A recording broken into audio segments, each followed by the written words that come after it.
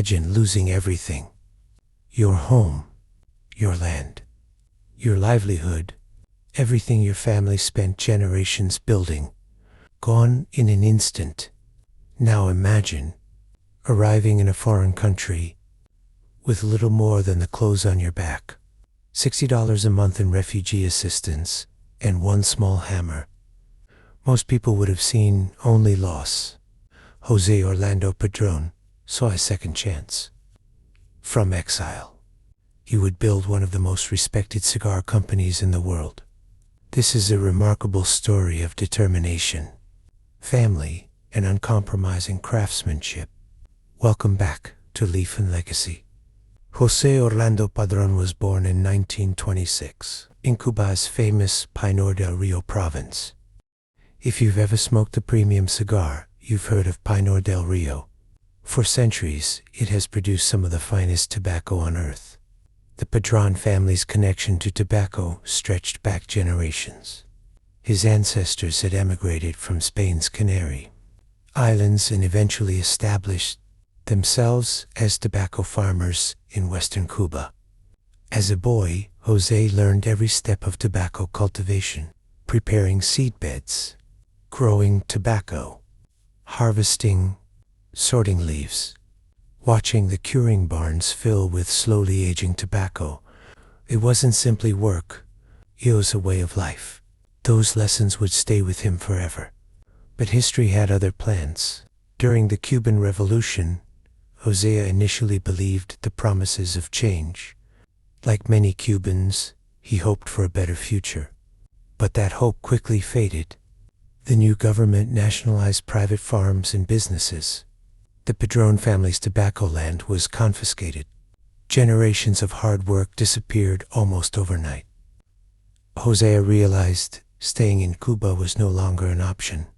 In 1961, he left. He first traveled to Spain, then New York. Finally, in early 1962, he arrived in Miami. He was 36 years old.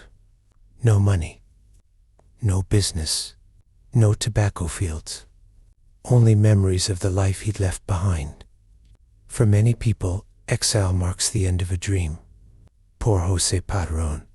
It became the beginning of another. After arriving in Miami, José received $60 each month through the Cuban refugee program. He hated depending on government assistance. He wanted to work. A friend asked if he knew carpentry. José answered yes. The friend handed him a small hammer. That simple gift changed his life.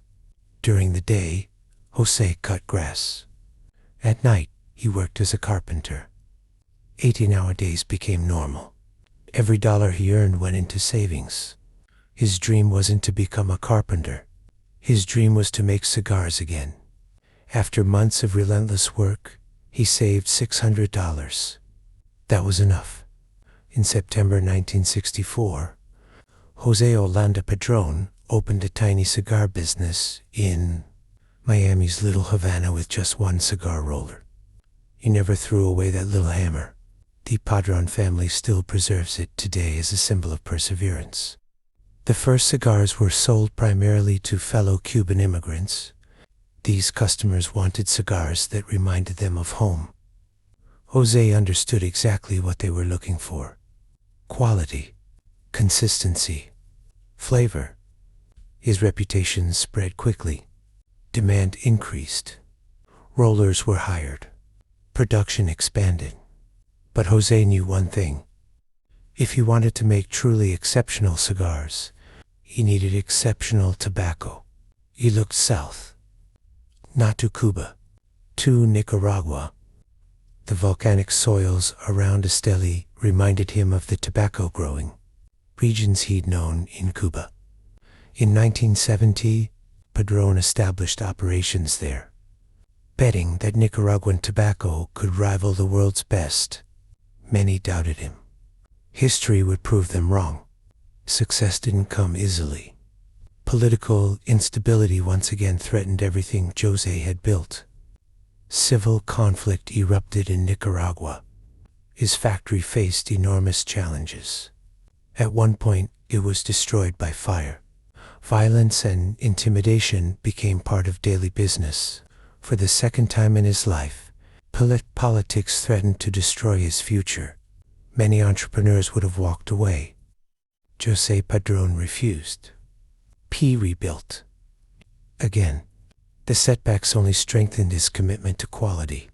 Every obstacle reinforced a simple belief: never compromise, never quit.